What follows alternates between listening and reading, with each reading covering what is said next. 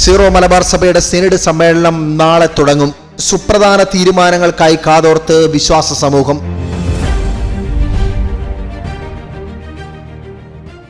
Zero Malabar major ആർക്കി episcopal സഭയുടെ 34ാമത് മെത്രാൻ സിനഡിന്റെ 1ാം സമ്മേളനം നാളെ ജനുവരി 6-ന് സഭയുടെ ആസ്ഥാന കാര്യാലയമായ കാക്കനാട് മൗണ്ട് സെന്റ് തോമസിൽ ആരംഭിക്കും. സീറോ മലബാർ മെത്രാൻ സിനഡിന്റെ സെക്രട്ടറി ആർച്ച് ബിഷപ്പ്മാർ ജോസഫ് പാംബ്ലാനി പിതാവ് നയിക്കുന്ന ധ്യാന ചിന്തകളോടെ ആയിരിക്കും സിനഡ് സമ്മേളനം തുടങ്ങുന്നത്. സിനഡിന്റെ ആദ്യ ദിവസം ധ്യാനത്തിലും പ്രാർത്ഥനയിലും പിതാക്കന്മാർ ചിലവഴിക്കും. ജനുവരി 7-ാം തീയതി രാവിലെ 9 മണിക്ക് സീറോ മലബാർ സഭയുടെ പിതാവും തലവനുമായ മേജർ ആർച്ച് ബിഷപ്പ്മാർ റാഫേൽ തട്ടിൽ പിതാവ് തിരി തെളിയിച്ചുകൊണ്ട് സമ്മേളനം ഉദ്ഘാടനം ചെയ്യും.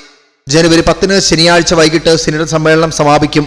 സീറോ മലബാർ സഭാ സിനഡ് ആഹ്വാനം ചെയ്തിരിക്കുന്ന സമുദായ ശാക്തീകരണ വർഷം 2026-ന്റെ സഭാതലത്തിലുള്ള ഉദ്ഘാടനം സിനഡ് പിതാക്കന്മാരുടെയും വൈദിക സന്യസ്ത അൽമായ പ്രതിനിധികളുടെയും സാന്നിധ്യത്തിൽ നാളെ വൈകിട്ട് 5:30-ക്ക് മാർ റാഫേൽ തട്ടിൽ പിതാവ് നിർവഹിക്കും.